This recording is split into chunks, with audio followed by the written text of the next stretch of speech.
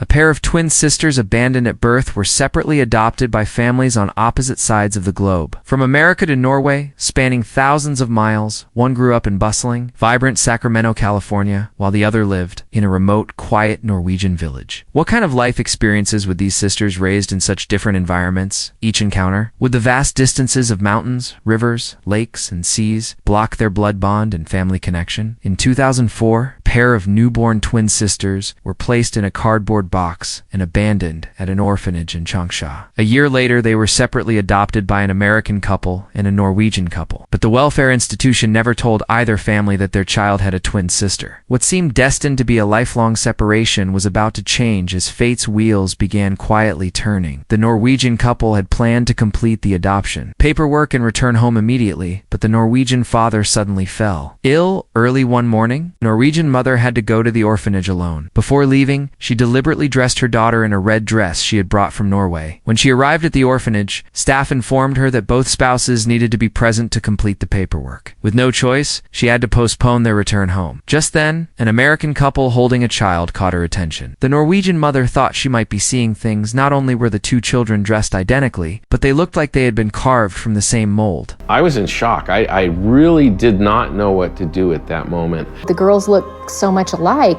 Both families immediately realized these might be twins. After a brief conversation, they discovered not only did the children share the same birthday, but all other information matched perfectly as well. However, when they approached the director with their children to inquire, the director firmly insisted the girls were not related. Out of caution, both families decided to have DNA testing done for the children. But due to tight travel schedules, there simply wasn't time to wait for the test results. Before leaving, the American mother gave all her contact information to the Norwegian couple. Still, the Norwegian mother had reservations, worried the other family might want to take both children. As they were saying goodbye, the Norwegian little girl gently placed her hand on the American little girl and was reluctant to let go for a long time. This tender gesture held the instinct of blood connection. After returning home, the Norwegian couple named their daughter Alexandra and had her baptized in a Norwegian church. From that moment on, she had a name and transformed from a helpless little soul into a little princess, cherished by her parents. Meanwhile, on the other side of the Pacific in California, Mia was also growing up carefree under her family's love. Whenever the American mother spoke about her daughter, gentle tears would unconsciously well up in her eyes. You know, it's just something that's made me as happy as anything could make me.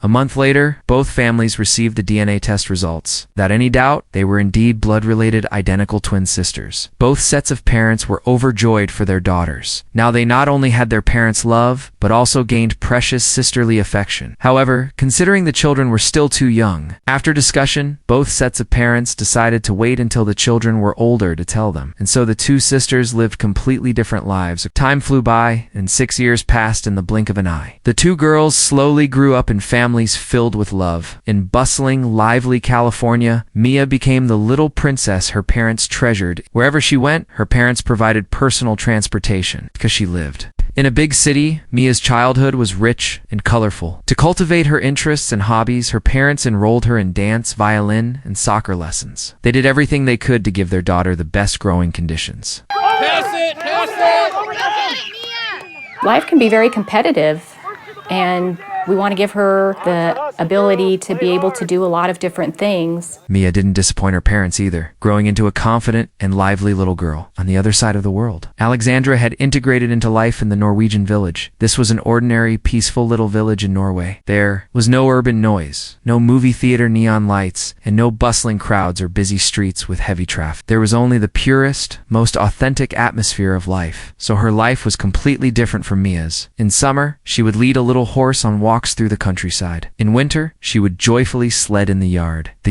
Alexandra's clear laughter echoed throughout the entire village. The Norwegian parents respected Alexandra's every thought and never restricted her natural spirit. In their spare time, her parents would take her mountain picnicking. Under her parents' companionship, Alexandra slowly grew into an independent and kind girl. During the polar night mornings, she would walk dozens of miles to school by herself. On the way home from school, if she saw an injured little mouse, she would bring it home to care for it. As Alexandra gradually grew up and became increasingly sensible, her mother finally revealed the secret she had had kept in her heart for years. She had a twin sister. She carefully took out Mia's photo. Alexandra stared at the photo for a long time, unable to look away. In a daze, she couldn't tell whether the person in the photo was herself or Mia, whom she had never met. When Alexandra was 6 years old, her Norwegian parents brought her on a journey to America. This was the sisters' first reunion since their separation. After returning to Norway, Alexandra kept thinking about Mia. She wrote many postcards, each one with the same message: Mia, I love you. On the other side of the Pacific, Mia's most anticipated daily activity was going to the post office. When she received Alexandra's letters, she would always stare at them for a very long time. Even if there was only one short sentence on the letter, Mia even stubbornly refused to let her mother cut her hair because she felt that only by keeping her hair long would she look more like Alexandra. On Christmas Day, Mia was dressed up like a little princess by her mother. Her mother also carefully decorated the Christmas tree and then took her, all dressed up beautifully, to attend a neighbor's party. Meanwhile, in Norway, with her parents' encouragement, Alexandra personally cut down a Christmas tree and then struggled to drag it home with great effort. Although the two sisters' lifestyles and educational approaches were completely different, they received just as much love, even specially prepared Christmas gifts for each other. When Alexandra opened her gift, she was delighted to discover a wind-up toy mouse inside. She didn't know how Mia knew her little mouse had gone missing. Perhaps this was the magical telepathic connection between twins. Every birthday, they would send blessings to their sister on the other side of the ocean.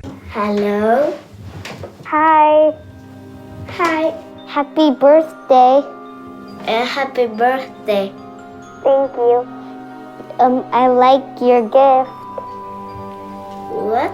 Although language barriers made communication somewhat difficult for the sisters, nothing could stop their longing for each other. So both families agreed to meet in Norway during next summer's vacation. From that day on, sisters counted the days on their fingers, eagerly anticipating the moment of reunion. Before departure, Mia prepared many gifts for Alexandra. Alexandra also made the bed for Mia in advance, waiting for her arrival. Finally, departure day arrived. Mia was excited throughout the journey. When the car slowly drove toward Alexandra's house, Alexandra's family was already waiting at the door. Hearing the car sounds in the distance, before the car had even stopped, Alexandra couldn't wait and ran toward Mia.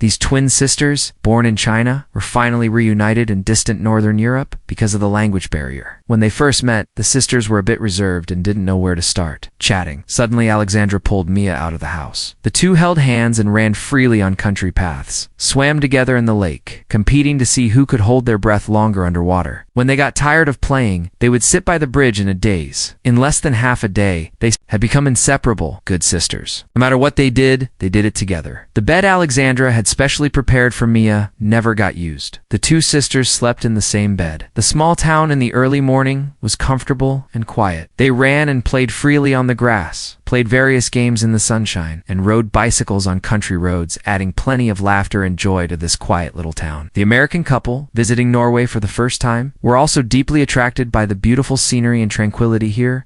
Just like, seems like every house is set up for people just to relax and, just sit around together and enjoy each other's company. Whereas, we're always on the go, always going someplace, doing something. Here, they just seem to just sit around and enjoy each other. I like that.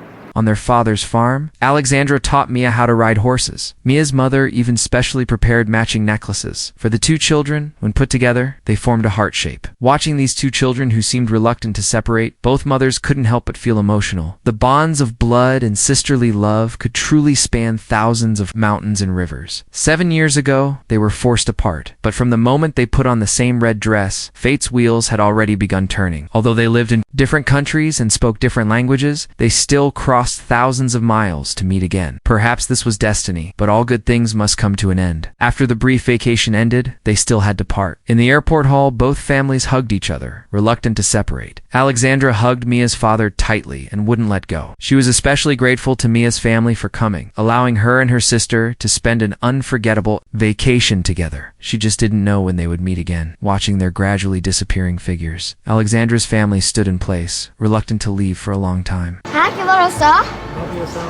love you too.